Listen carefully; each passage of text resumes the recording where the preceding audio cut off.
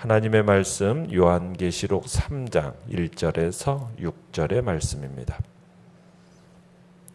요한계시록 3장 1절에서 6절의 말씀 우리 한 목소리로 같이 읽겠습니다. 시작. 사대교회의 사자에게 편지하라. 하나님의 7 영과 7 뼈를 가지신 이가 이르시되 내가 네 행위를 아노니 내가 살았다 하는 이름은 가졌으나 죽은 자로다. 너는 일깨어 그 남은 바 죽게 된 것을 굳건하게 하라. 내 하나님 앞에 내 행위의 온전한 것을 찾지 못하였노니 그러므로 내가 어떻게 받았으며 어떻게 들었는지 생각하고 지켜 회개하라. 만일 일깨지 아니하면 내가 도둑같이 이르리니 어느 때에 내게 이르는지 내가 알지 못하리라. 그러나 사대의 그 옷을 더럽히지 아니한 자 몇 명이 내게 있어 흰옷을 입고 나와 함께 다니리니 그들은 합당한 자인 연고라. 이기는 자는 이와 같이 흰옷을 입을 것이요 내가 그 이름을 생명책에서 결코 지우지 아니하고 그 이름을 내 아버지 앞과 그의 천사들 앞에서 시인하리라. 귀 있는 자는 성령이 교회들에게 하시는 말씀을 들을지어다. 아멘. 오늘 말씀의 제목은 흰옷을 입을 자는 누구인가? 라는 제목으로 말씀을 나눕니다. 오늘 주님께서는 사대교회를 향해서는 어떻게 보면은 들어서는 안 될 마지막 선고처럼 하시는 말씀이 1절에 그렇게 얘기하죠. 내가 살았다 하는 이름은 가졌으나 죽은 자로다. 자, 이런 선고를 받은 이 사대교회는 대체 어떤 교회였을까요? 정말 이렇게 선고하실 만큼 절망적인 교회였나? 그러나 역사적인 정황을 살펴보면 꼭 그렇지만은 않아 보입니다. 사대교회의 모습은 우리가 생각할 때에는 그렇게 절망적인 교회의 모습이 아니었다라는 얘기입니다. 사대라는 지역은 삼면이 450m의 절벽으로 되어져 있는, 그리고 남쪽으로만 통로가 있어서 난공불락의 요새가 바로 이 사대라는 지역입니다. 그래서 적으로부터 단 2번밖에는 점령당한 적이 없을 정도로 그 정도로 완벽한 난공불락의 요새가 바로 사대였습니다. 그러다 보니까 게을러지기도 하고 나태해집니다. 농산물도 풍부하고 교역도 활발해지다 보니까 그곳에 또 사금까지도 있었다고 그래요. 그러니까 여유가 있고 평화로움을 누리는 지역이었던 거죠. 외부에 박해도 없고 또 어떤 이교나 유대 회당이나 또 거짓 사도들이나 니골라당 같은 어떤 압력도 없고 풍부한 재정을 바탕으로 해서 어떻게 보면은 즐겁고 재미있는 신앙생활을 하고 있는 것처럼 보였던 교회가 이 사대 교회였습니다. 자, 내용관찰 문제 1번입니다. 사대 교회에 말씀하시는 그리스도는 어떤 분이십니까? 자, 1절 보시면은 사대 교회 사자에게 편지하라 그러면서 뭐라고 주님이 자신을 소개하고 계십니까? 하나님의 7 영과 7 뼈를 가지시니 이렇게 소개하고 있죠. 이건 이제 사대교회의 병든 원인과 깊은 관계가 있는데요. 하나님의 7 영, 하나님의 7 영은 무엇을 의미하는 거예요? 성령님을 의미하는 겁니다. 성령님. 그러니까 성령님은 하나님의 보좌 앞에 있는 7 영이라고 얘기를 해요. 그러면서 성령님은 교회를 살리는 생명의 능력이시죠. 또 생명을 예수 그리스도 이 교회를 이 죽은 교회에게 다시 한번 생명을 주실 수 있는 분이 7 영을 가지신 분입니다. 그리고 예수 그리스도가 바로 이 생명을 주시는 영인 성령을 소유하신 분이라는 걸 이야기하고 있어요. 그러면서 예수 그리스도는 또한 7 뼈를 붙잡은 분이다 이렇게 얘기하고 있죠. 7 뼈를 붙잡은 분. 7 별이 뭐였습니까? 7 교회죠. 7 교회를 통제력을 가지고 다스리시는 분. 그러니까 7 영과 7 별을 가졌다라는 얘기는 결국에는 죽은 사대교회를 얼마든지 살리실 수 있는 분이다라는 얘기입니다. 그러니까 사대교회는 생명의 성령을 소유하신 그리스도를 바라보고 죽게 된 것을 다시 일으켜야 되는 거고, 교회의 생명은 생명을 주시는 성령의 능력에 달려 있음을 우리로 하여금 깨닫게 하는 것입니다. 내용관찰 문제 2번입니다. 사대교회에게 주신 권면과 약속은 무엇입니까? 자, 권면은 2절을 보시면 이렇게 되어 있죠. 너는 일깨어. 일깨어라는 얘기는 뭡니까? 깨어나라는 얘기입니다. 깨어나라. 깨어나라는 것이 뭐냐면 하나님 앞에서, 2절에 보면 하나님 앞에서 행위를 하는 겁니다. 그러니까는 2절에 내 하나님 앞에 내 행위에 온전한 것을 찾지 못했다. 그러니까 하나님 앞에서 우리의 하는 행위를 하는 건데 항상 경계하면서 깨어 있는 것. 이게 이제 권면이죠. 지금 주변의 세계에 어떻게 보면 죄악된 유혹, 쾌락 이런 것들이 있는데 그것에 빠지지 않고 하나님 앞에서 항상 경계하면서 깨어 있는 것, 지금 깨어 있을 것을 권면을 하고 있는 겁니다. 깨어서 살아라. 3절을 보시면 사대교회가 왜 그렇게 되었는지에 대해서 이야기를 하는데, 그러므로 내가 어떻게 받았으며 어떻게 들었는지 생각하고, 자, 받았으며 어떻게 들었는지 생각하라.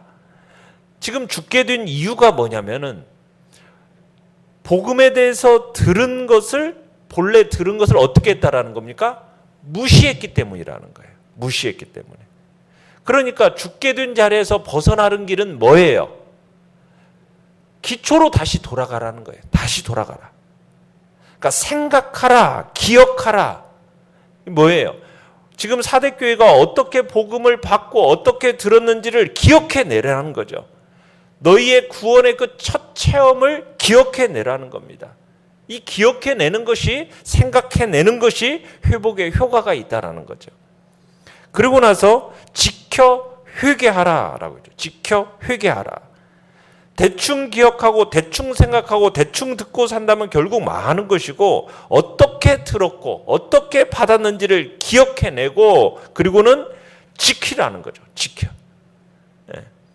그걸 지키지 않으면 어떻게 돼요? 기억하고 지키지 않아서 죽었다라는 겁니다. 살아나기 위해서는 어떻게 하라고요? 기억하고 생각해내고 지켜내라. 지금 이 이야기를 하고 있는 겁니다. 그래서 만약 깨라고 하셨는데 만약 깨어나지 않으면, 일깨지 않으면 어떻게 된다고요? 내가 도둑같이 임할 건데 어느 때에 내게 이르는지 내가 알지 못하리라. 주님께서 오신다는 건데 이건 뭐 재림으로 오신다는 얘기가 아니라 징계를 가리킨 겁니다. 징계를.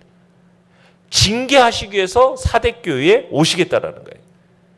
회개하고 깨어서 생각해내고, 지금 너희가 일깨우지 않으면은 주님의 음성을 무시하면 어떻게 하겠다는 겁니다. 예고 없이 도적같이 임하여서 내가 징계하겠다. 지금 그 얘기를 하고 계시는 겁니다. 2절을 다시 보시면은 너는 일깨어 남은 바 죽게 된 것을 굳건하게 하라. 남은 바 죽게 된 것.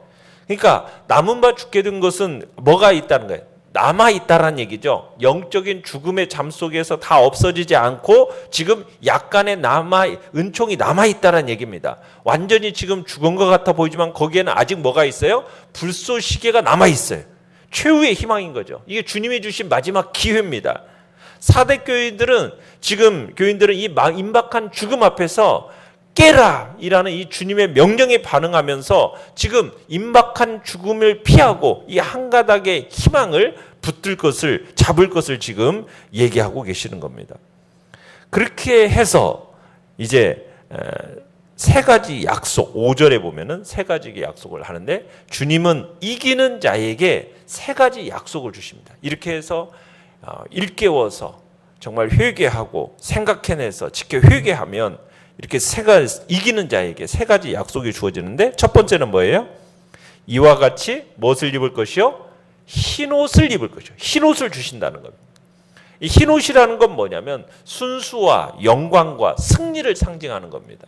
순수와 영광과 승리를 상징하는 건데, 이건 어떻게 보면 모든 더러움이 없는 천상적인 기쁨으로 밝고 궁극적인 어떤 승리의 관을 쓰게 될 것을 상징적으로 얘기하는 것이 지금 흰옷이라는 이야기입니다. 4절에 보면은 흰옷을 입고 함께 다닌다라는 말씀이 이제 어떻게 보면은 이걸 더 설명을 해주는데, 사대교회에는 그 옷을 더럽히지 않은 자들이 있다는 얘기예요. 그들이 나와 함께 다니리라. 이게 이제 마치 아브라함이 주님과 함께 이렇게 동행했던 그 모습을 이렇게 보여주면서 이 옷을 더럽히지 않은 자들은 아브라함처럼 하나님 앞에서 걷게 될 것을 얘기하는 겁니다. 두 번째는 그 이름을 어떻게 하지 않는다고 해요? 생명책에서 결코 지우지 않겠다. 생명책에서 반드시 흐리지 않겠다. 구원에 대한 분명한 약속이 있는 거죠. 그러면서 세 번째로는 뭡니까? 그 이름을 내 아버지 앞과 그의 천사들 앞에서 시인하리라. 하나님 앞과 천사들 앞에서 이는 내 참 성도다라고 인정하면서 부끄러워하지 않겠다. 정말 시인하겠다. 이렇게 약속하고 계시는 겁니다. 참으로 구원이라는 것이 하나님의 어떤 절대적인 주권 아래에서 이루어지지만, 이 주권 아래에서 내가 구원받았다는 것을 어떻게 표현하는 겁니까? 순종으로서 나타내는 것이거든요. 하나님의 주권적인 은혜를 받아들이는 인간의 신실성하고 이렇게 직결되어 있음을 또한 우리에게 보여주고 있는 겁니다. 연구와 묵상 문제 3번입니다. 사대교회는 어떤 평가를 받았습니까? 그런 평가를 받은 이유는 무엇입니까? 1절에 우리가 처음 봤듯이 내가 내 행위를 하노니, 내가 뭐예요? 살았다 하는 이름은 가졌으나 죽은 자로다. 겉으로 보기에는 어떻다는 얘기예요? 명성이 있어 보이고 신앙을 고백하는 것처럼 보이지만 실상은 어떻다고요? 죽은 자라는 거예요. 죽은 자.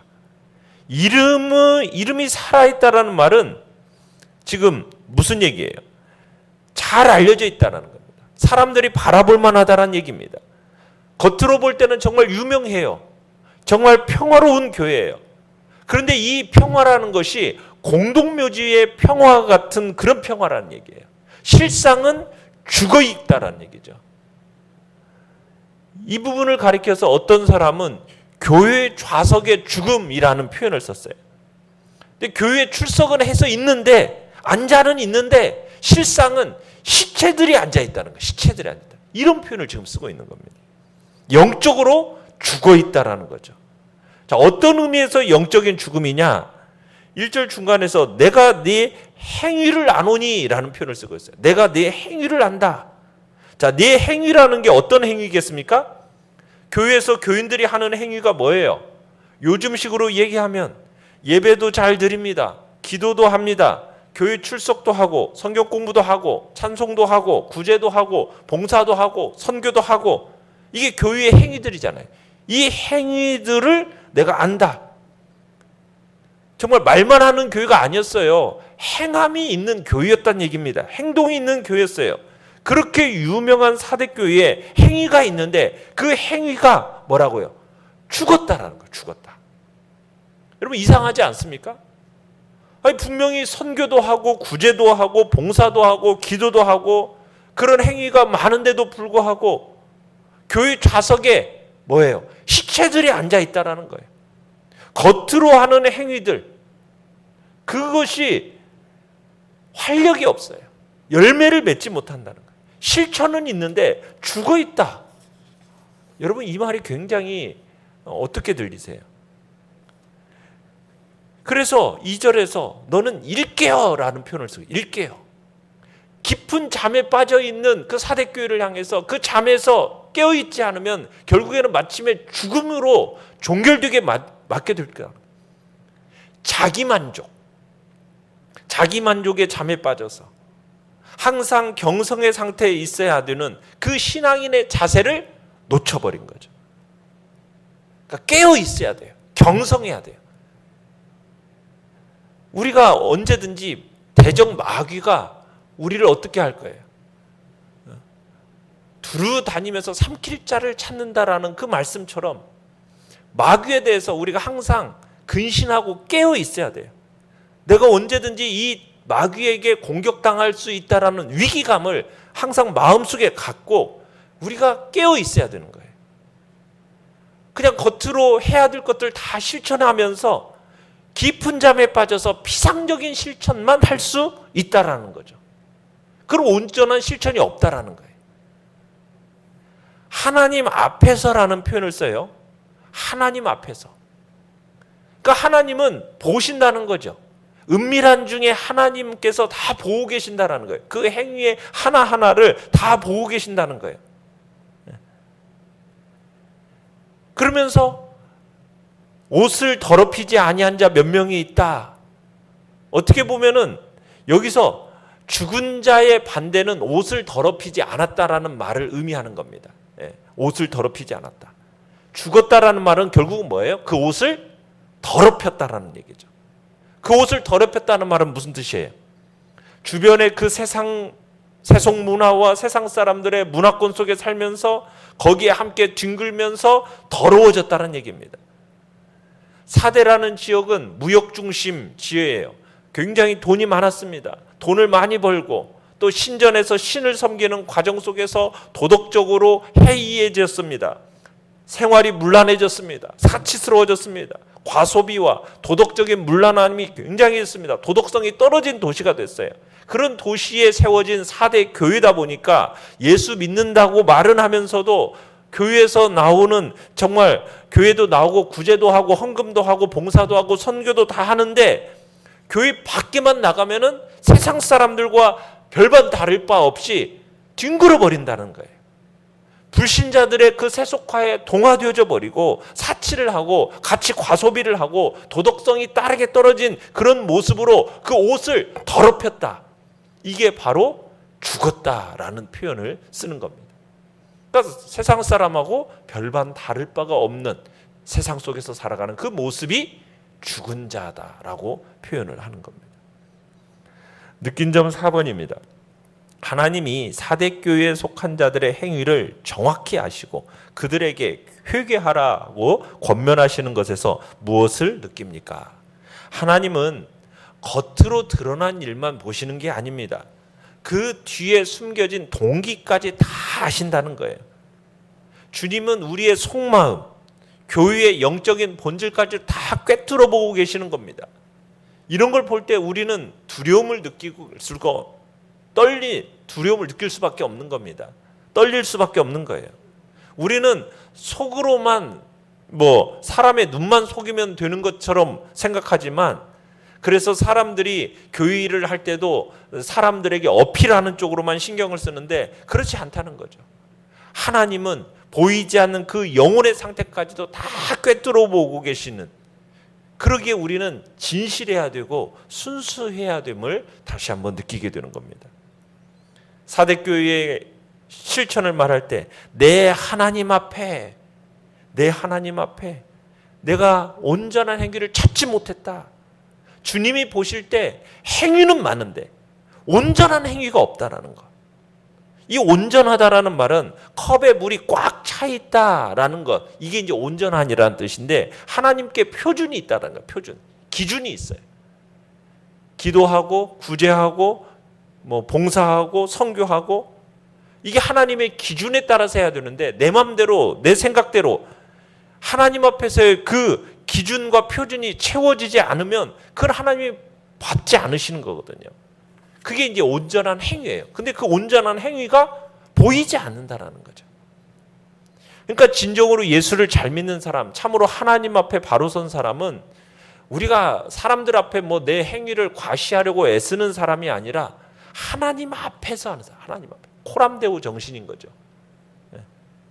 사람들이 보든 안 보든 나는 하나님 앞에서 그 나의 행위와 내 삶의 모습이 하나님이 보시기에 그 기준에 맞게 내가 행하고 살아가겠다라는 결단이 있어야 되는 것입니다. 그러기 위해서 내 마음을 잘 다스려야 할 것입니다.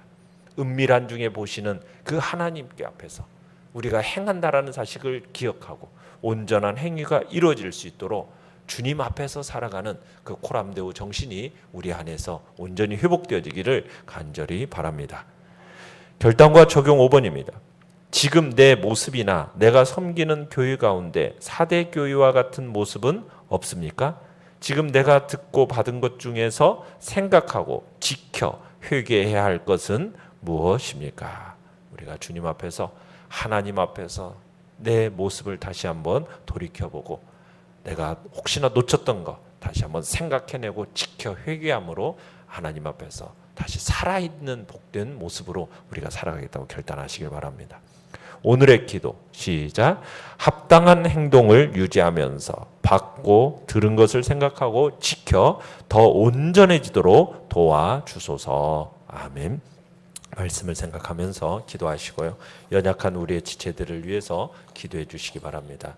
이제 시작된 스터디 클럽 위에 하나님의 풍성한 은혜로 덧입혀 주시고 믿음의 세대가 이어져가는 복된 역사가 하나님 앞에서 나타날 수 있기를 소원하면서 주여 우리 3번 부르짖며 나가겠습니다.